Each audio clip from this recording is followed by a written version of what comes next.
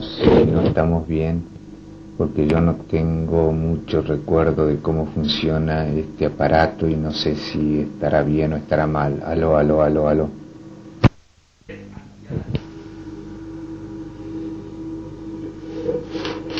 Veíamos en Pablo cómo el hombre tiene para poder comprender su existencia que poder también realizar con su libertad un proyecto. Sartre se ha ocupado, sobre todo en La náusea, de ese problema de ver si el hombre es o no es capaz de tener un proyecto o lo que él llama más bien una aventura. Precisamente él describe la aventura en términos de un tiempo cualitativamente diferente que, vamos a ver, es el que corresponde realmente a aquel que tiene un proyecto y que está siguiendo su construcción. Según él, la libertad y la existencia del hombre solo tendrían sentido si la aventura fuera posible, es decir, si ese proyecto que el hombre reconoce como tal fuera posible. Y en La náusea escribe el protagonista Roquentin: hay algo que tenía para mí una importancia más grande que todo lo demás, sin darme cuenta de ello. No era el amor, Dios no, ni la gloria, ni la riqueza. Era, en fin, me había imaginado que en cierto momento mi vida podría tomar una cualidad rara y preciosa. No eran necesarias circunstancias extraordinarias. Pedía nada más que un poco de rigor. Rigor es precisamente lo propio de un actuar de acuerdo con un proyecto. Rigor es lo que hace que una cosa influya verdaderamente en la siguiente y así sucesivamente. Que las cosas no aparezcan ni desaparezcan por otras razones que se entremezclan y hacen que no exista rigor. El rigor, sobre todo desde el punto de vista del tiempo, está caracterizado por la tensión entre un verdadero comienzo y un verdadero fin. Así como el proyecto es proyecto para el hombre cuando tiene un verdadero comienzo y un verdadero fin. Y el rigor precisamente consiste en esa tensión que se mantiene durante todo el tiempo, desde el comienzo hasta el fin. Así dice el protagonista de La náusea: hubiera sido necesario, ante todo, que los comienzos fueran verdaderamente comienzos. Veo tan bien ahora lo que he querido, verdaderos comienzos, apareciendo como un toque de trompetas, como las primeras notas de una música de jazz, bruscamente cortando en seco el tedio, consolidando la duración. Cortando en seco el tedio es precisamente la existencia sin rigor, esa existencia donde todo se mezcla, donde no hay un proyecto.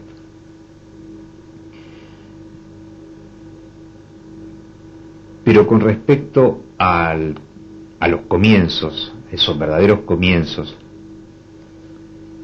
dice el protagonista de La náusea: pero ese pequeño acontecimiento no es parecido a los demás, está describiendo lo que debe ser un comienzo. Uno ve inmediatamente que está en presencia de una gran forma cuyo dibujo se pierde en la bruma, y uno también se dice: algo está empezando. Algo empieza para luego acabar. La aventura no es algo que se continúa, no tiene sentido sino por su muerte.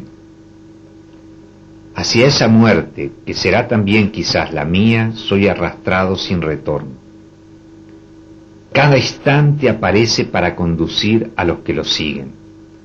Me aplico a cada instante con todo mi corazón. Sé que es único, irreemplazable, y con todo no haría un solo gesto para impedir que se extinguiera. Me inclino sobre cada segundo y trato de agotarlo. Este es el ideal de la aventura, ese ideal de la aventura que tiene un comienzo y que tiene un fin, como acaba de decirlo Sartre en La náusea. En realidad, el protagonista de La náusea expresa muchas veces en esta novela más o menos filosófica que la aventura es el valor supremo de la vida por encima de cualquier otro, puesto que todos los otros valen en la medida en que forman una aventura, en que producen una aventura, en que colocados en proyecto se convierten en aventura. Por otra parte, esa misma exigencia absoluta de aventura la vemos en cierto sentido en su negativa, cuando el protagonista de La náusea confiesa que ha fracasado y que ha fracasado porque todo hombre fracasa en la búsqueda de una aventura. Así dice al final de La náusea: he fracasado y sé que todos fracasan. Solo me queda sobrevivirme como un árbol, como el banco rojo del tranvía. Comer, dormir, dormir, comer. Pero ¿por qué esta imposibilidad de aventura para el hombre, siendo que la aventura es lo que le da valor a la existencia humana?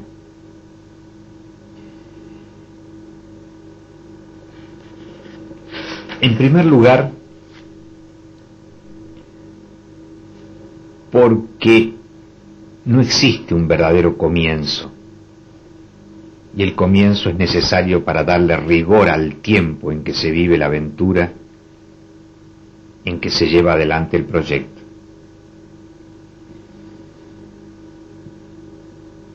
¿Qué es lo que sucede? Según La náusea, según el protagonista de La náusea, que habla, los acontecimientos se producen en un sentido y nosotros los contamos en un sentido inverso. Es decir, las aventuras solo existen cuando las contamos. Las aventuras solo existen en la literatura, no existen en la vida real. Precisamente porque en la literatura el tiempo está contado al revés, como lo va ahora a explicar Sartre. Parece, dice el protagonista, que empezamos por el comienzo. Era una bella tarde del otoño de 1922. Yo era pasante de notario en Marón. Y en realidad hemos empezado por el fin. Él está allí, invisible y presente. Es él lo que da a esas palabras la pompa y el valor de un comienzo. Me paseaba, había salido sin darme cuenta del caserío, pensaba en mis dificultades económicas. Esta frase, tomada simplemente en lo que ella es, quiere decir que el tipo estaba absorbido, moroso, a 100 leguas de una aventura, precisamente en ese género de humor en que se dejan pasar los acontecimientos sin verlos. ¿Qué es lo que hace entonces que yo pueda decir esas palabras y que el lector de la obra entienda que está delante de una aventura? Es que en realidad yo, que hago literatura, conozco ya el fin, y eso es lo que continúa diciendo el protagonista de La náusea. Pero allí está el fin que transforma todo. Para nosotros, lectores, el tipo es ya el héroe de la aventura. Su morosidad, sus preocupaciones económicas son mucho más preciosas que las nuestras. Están todas doradas por la luz de las pasiones futuras. Y la narración prosigue al revés. Los instantes han cesado de apilarse sin sentido los unos sobre los otros. Son engullidos por el fin de la historia que los atrae, y cada uno de ellos atrae a su vez el instante que lo precede. Es decir, estamos en una aventura, pero esa aventura es sólo literaria. Era de noche, la calle estaba desierta. La frase ha sido lanzada negligentemente, tiene un aspecto superfluo, pero no nos dejamos engañar y la ponemos aparte. Es un dato cuyo valor lo comprenderemos por lo que sigue. Y tenemos la impresión de que el héroe ha vivido todos los detalles de esa noche como anuncios, como promesas, o aun que vivía solamente aquellos que eran promesas, ciego y sordo para todo lo que no anunciaba la aventura. Nos olvidamos que el porvenir no estaba aún allí. El tipo se paseaba en una noche sin presagios que le ofrecía confusamente riquezas monótonas y él no elegía. Así es en realidad nuestra vida, por eso carece de aventuras en la misma medida en que carece de comienzos, carece de esos momentos que abren la puerta a un proyecto y donde el hombre se lanza precisamente a la ejecución de ese proyecto. Por eso, el protagonista de La náusea continúa: he querido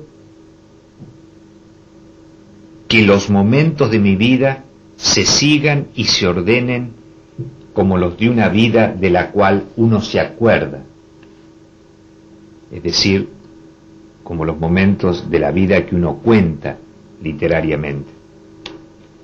Lo mismo equivaldría a querer atrapar al tiempo por la cola.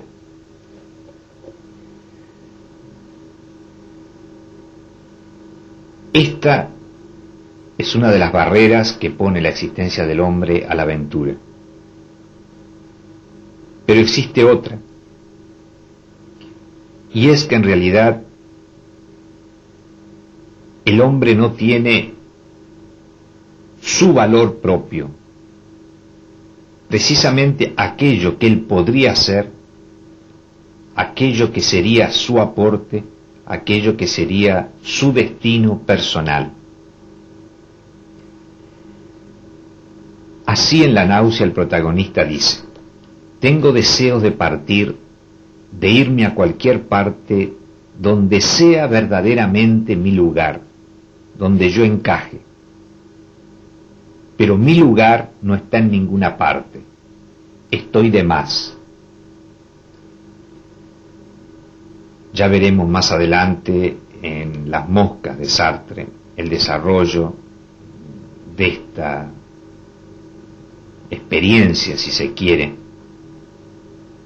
que hace el hombre de no tener una finalidad personal inscrita en su libertad, a pesar de que la libertad parece habérsele sido dada al hombre en función precisamente de ese destino personal.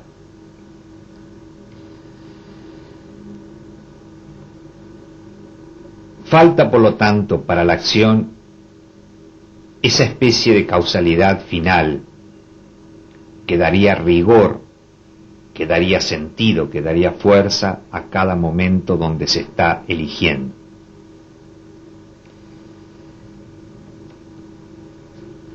Esto es lo que Roquentin le dice a su mujer: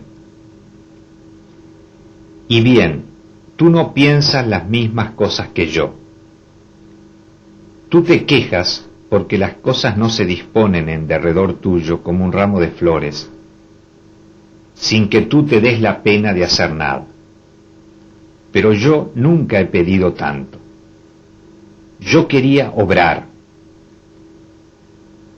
Sabes que cuando jugábamos de niños al aventurero y a la aventurera, tú eras aquel a quien le suceden aventuras. Yo era aquel que las hacía llegar. Yo decía, soy un hombre de acción. ¿Te acuerdas? Y bien, ahora digo, no se puede ser un hombre de acción. Por ejemplo, hubiera sido necesario que yo pudiera decirme en el mismo momento que obraba que lo que yo hacía tendría consecuencias fatales. Consecuencias fatales. Con esto quiere decir Sartre precisamente lo que da valor a la aventura, consecuencias definitivas. Que lo que yo hacía se escribiría en el universo, se iría a escribir en el universo, como algo definitivo, como algo que llevaría mi marca, mi sello, que sería mi destino. Pero eso es imposible. En la existencia del hombre, las cosas no tienen ese orden. Parece imposible que el hombre ponga su sello en una realidad que no tiene sentido, en una realidad que está de más, en una realidad que sobra, en una realidad mezclada.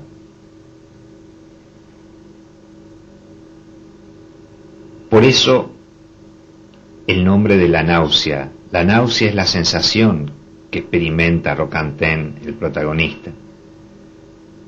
Cuando tiene la sensación de que contempla esa realidad, que es la existencia, y la ve así sin nada definitivo, sin nada que realmente sea una finalidad,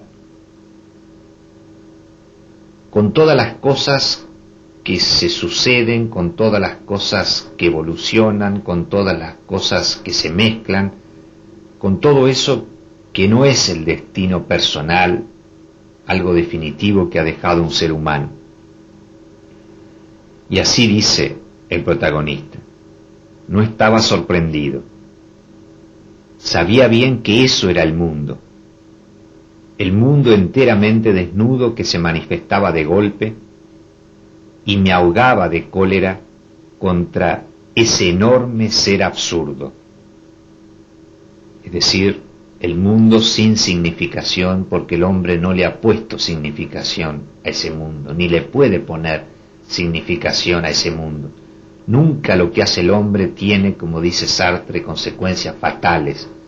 Las consecuencias de lo que hace el hombre son arrebatadas por contingencias, por otras intenciones, por otros proyectos, de tal manera que la masa del mundo, por decirlo así, no está hecha por los proyectos del hombre. Continúa el protagonista. Ni siquiera podía preguntar de dónde saldría eso, todo eso, y cómo sucedía que existiera en el mundo más bien que la nada. Eso no tenía sentido.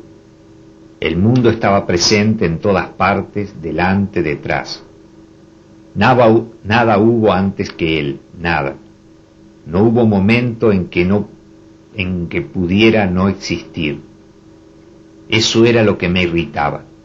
Seguramente no había ninguna razón para que existiera eso, esa larva que fluía. Yo gritaba, qué porquería, me sacudía para desembarazarme de esa porquería pegajosa, pero me tenía bien agarrado y había tantos toneles y toneles de existencia indefinidamente, me ahogaba en el fondo de ese inmenso tedio. Eso precisamente es lo opuesto a la libertad, lo opuesto al proyecto, el tedio. Eso de lo cual quiere desembarazarse el protagonista de la náusea, esa porquería pegajosa que lo tiene agarrado, que fluye sin rigor, sin depender de la libertad del hombre, que le impone sus proyectos, que le impone algo definitivo. Se ve así en La náusea cómo Sartre afronta por primera vez o en forma literaria este tema de la libertad, que va a ser un tema muy frecuente en sus obras, que va a aparecer en Las manos sucias, que va a aparecer en Las moscas, que va a aparecer en muchas obras literarias de él, y que por supuesto aparece en El ser y la nada, que es la obra filosófica que escribe también por esta época. Pero nos referimos a las obras estrictamente literarias, que son las que estamos viendo aquí. Lo que nos interesa entonces en este momento es señalar cómo para Sartre no existe ese dato trascendente que haga posible la aventura, que haga posible el proyecto del hombre. El hombre no entiende lo que hace, no entiende para qué tiene libertad, si no puede realizar con su libertad ningún proyecto. El poder realizar un proyecto sería ese dato trascendente que necesitaría Sartre para que la aventura fuese posible. Pero él se niega a aceptar o simplemente no conoce ese dato trascendente, que es precisamente el que San Pablo llama la manifestación de la libertad de los hijos de Dios. De ahí la náusea, es decir, de ahí la actitud que corresponde a lo que para Sartre es la existencia del hombre.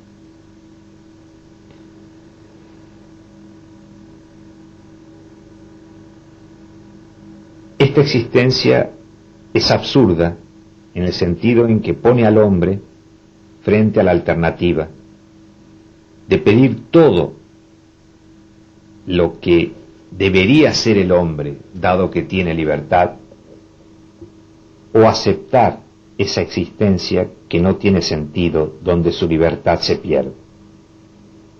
Y ese es precisamente el tema de la obra de Jan Anouilh en Las piezas negras, y especialmente en Antígona, como luego veremos. En realidad, ¿cómo es el asunto? Explicarle. No, sí, ahora simplemente queda dicho que esta segunda parte del cassette viene después del otro cassette sobre Anouilh y Le Mensal, Las manos sucias de Sartre, que vimos la otra vez. Entonces, yo creo que tal vez lo que podríamos ver ahora es algo que ya hemos visto varias veces, pero creo que puede tener interés siempre dentro del mismo planteo del problema, y es Calígula de Camus.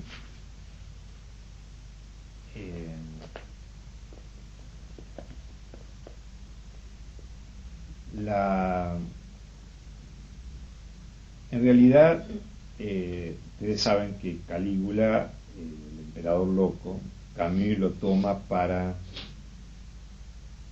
hacerle hacer, por decirlo así, la aventura de la libertad, ¿no?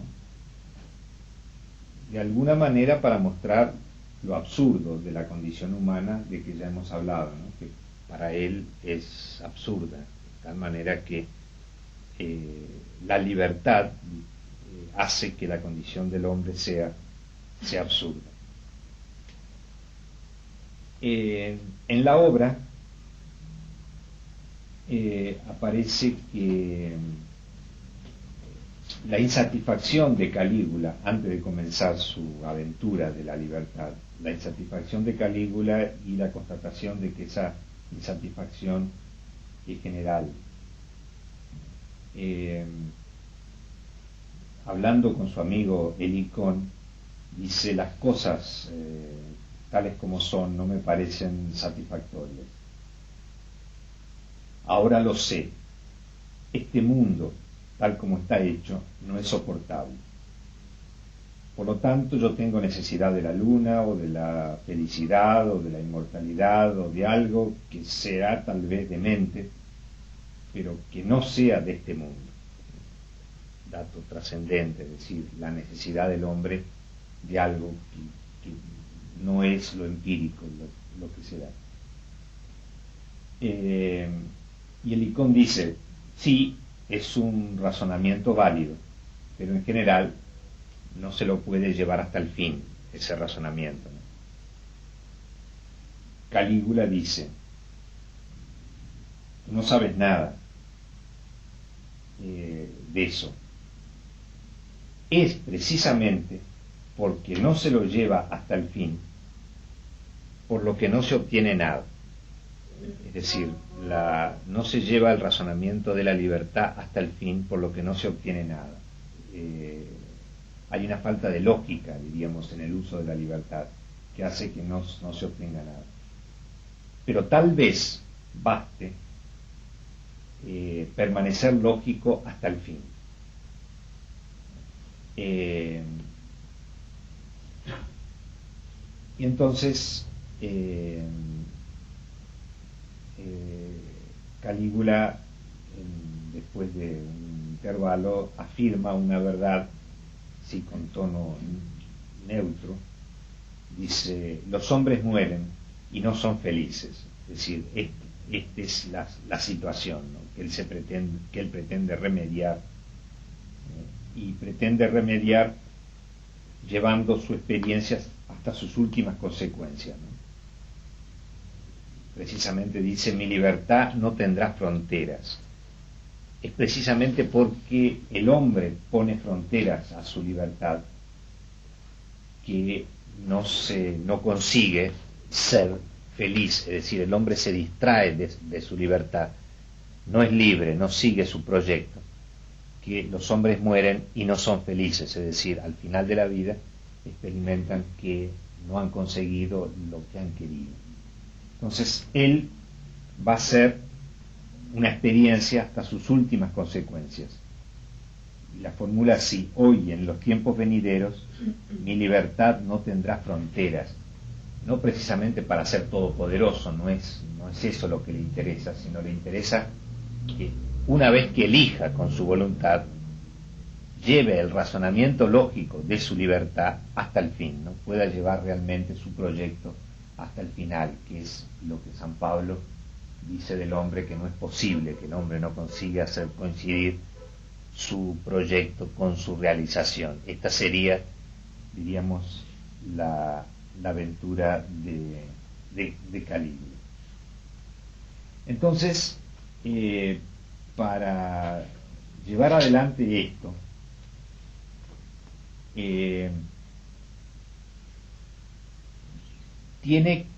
Calígula tiene que comenzar aprendiendo, por decirlo así, a ser libre, aprendiendo a ser libre siempre, es decir, aprendiendo a no desviarse del proyecto que se fija. Ahora, para que el hombre no se desvíe del proyecto que se fija, ya hay una condición a priori, que es precisamente la locura de Calígula, lo que va a aparecer en toda la obra, que es precisamente no atarse a las cosas, porque cuando uno se ata a las cosas es precisamente cuando la libertad empieza a desviarse, y entonces lógicamente no se obtiene nunca lo que se ha buscado. Por lo tanto, dice cómo va a obtener ese fin de una libertad sin fronteras. Este mundo no tiene importancia. Este mundo no tiene importancia, es decir, las cosas no tienen importancia. Lo que ocurre con los hombres es que le dan importancia a las cosas, independientemente del proyecto que tienen. Le dan importancia a las personas, le dan importancia, independientemente del proyecto que tienen. Alguien puede querer ser un médico famoso y sin embargo le da importancia a las leyes del tráfico, le da importancia a sus amigos, le da importancia a su familia, le da importancia a una serie de cosas, y al final todo eso en realidad va coartando su proyecto, y al final es un médico mediocre porque porque su familia le sacó tiempo, o porque su amistad le sacó tiempo, o porque las leyes del tráfico le impidieron hacer lo que él quería, o por, en fin, cualquiera de esas cosas que se suponen importantes.